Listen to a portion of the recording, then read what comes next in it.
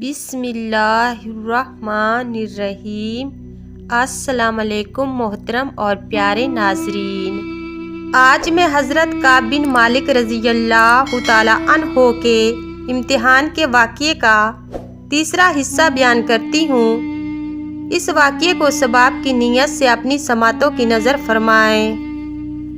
حضرت کعب بن مالک رضی اللہ تعالیٰ عنہ فرماتے ہیں کہ جب اس بائیکاٹ کی مدت لمبی ہو گئی تو میں ابو قتادہ رضی اللہ تعالیٰ عنہ کے باغ کی دیوار پھاند کر ان کے ہاں گیا۔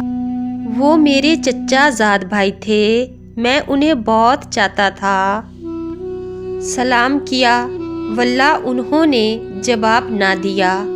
میں نے کہا، اے ابو قتادہ، تمہیں اللہ کی قسم، کیا تم نہیں جانتے کہ میں اللہ کو اور رسول اللہ صلی اللہ علیہ وآلہ وسلم کو دوست رکھتا ہوں؟ وہ سن کر خاموش رہے۔ میں نے اللہ کی قسم دے کر بات کی، پھر بھی کچھ نہ بولے۔ میں نے پھر قسم دی، کچھ بھی نہ کہا، لیکن انجان پن سے بولے، اللہ اور اس کے رسول صلی اللہ علیہ وآلہ وسلم کو علم ہے۔ میں پھوٹ پھوٹ کر رونے لگا، پھر دیوار پھاند کر واپس ہو گیا۔ ایک دن بازار یثرب میں گھوم رہا تھا کہ شام کا ایک قبطی جو یثرب کے بازار میں کھانے کی کچھ چیزیں بیچ رہا تھا، لوگوں سے کہنے لگا کہ کعب بن مالک کا کوئی پتہ بتا دے۔ لوگوں نے میری طرف اشارہ کر دیا۔ وہ میرے پاس آیا اور شاہ غسان کا ایک مکتوب میرے حوالے کیا۔ چوکے میں پڑھا لکھا تھا۔ میں نے پڑھا تو لکھا تھا کہ ہمیں اطلاع ملی ہے کہ تمہارے آقا صلی اللہ علیہ وآلہ وسلم نے تم پر سختی کی ہے۔ اللہ نے تمہیں کوئی معمولی آدمی نہیں بنایا ہے۔ تم کوئی گرے پڑے نہیں ہو۔ تم ہمارے پاس آ جاؤ، ہم تمہیں نواز دیں گے۔ میں نے پڑھ کر کہا کہ اے میرے اللہ، یہ تو نئی مصیبت آ پڑی۔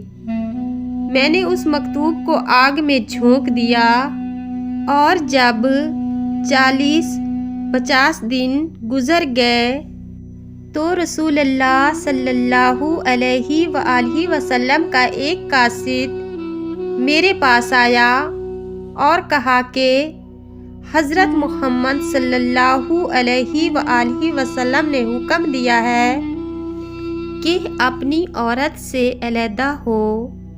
میں نے پوچھا، کیا حکم ہے کہ طلاق دوں؟ کہا نہیں، صرف الگ رہو۔ کہا کہ دوسرے دونوں کے بارے میں بھی یہی حکم ہوا ہے۔ چنانچہ میں نے اپنی عورت سے کہہ دیا کہ مہکے چلی جاؤ حتیٰ کہ اللہ کا کوئی حکم پہنچے۔ حضرت بلال بن امیہ کی بیوی نبی کریم صلی اللہ علیہ وآلہ وسلم کے پاس آئی اور عرض کرنے لگی کہ یا رسول اللہ صلی اللہ علیہ وآلہ وسلم، بلال ایک ضعیف شخص ہے، اس کی خدمت کے لیے کوئی آدمی نہیں ہے۔ اگر میں ان کی خدمت میں لگی رہوں تو آپ صلی اللہ علیہ وآلہ وسلم نامنظور تو نہ کریں گے۔ رسول اللہ صلی اللہ علیہ وآلہ وسلم نے فرمایا، اچھا، لیکن وہ تم سے دور رہے۔ تو کہنے لگی، آپ صلی اللہ علیہ وآلہ وسلم کی ناراضگی کے دن سے آج تک وہ لگاتار روتا رہتا ہے۔ اور میرے گھر والوں میں سے ایک نے کہا کہ تم بھی رسول اللہ صلی اللہ علیہ وآلہ وسلم سے اپنی بیوی سے خدمت لینے کی اجازت حاصل کر لو۔ جیسے کہ بلال کو اجازت مل گئی۔ میں نے کہا، اللہ کی قسم میں اس بات کی حضرت محمد صلی اللہ علیہ وآلہ وسلم سے درخواست نہ کروں گا۔ نہ جانے حضور صلی اللہ علیہ وآلہ وسلم کیا فرمائیں گے۔ میں ایک نوجوان آدمی ہوں، مجھے کسی کی خدمت لینے کی ضرورت نہیں ہے۔ اب ہم نے مزید 10 دن گزارے اور لوگوں کے قطع طلاق کو 50 دن گزر گئے۔ 50ویں دن کی صبح اپنے گھر کی چھت پر صبح کی نماز پڑھ کر میں اس حال میں بیٹھا ہوا تھا جیسا کہ اللہ تعالیٰ نے اپنے کلام مجید میں فرمایا ہے۔ سبحان اللہ۔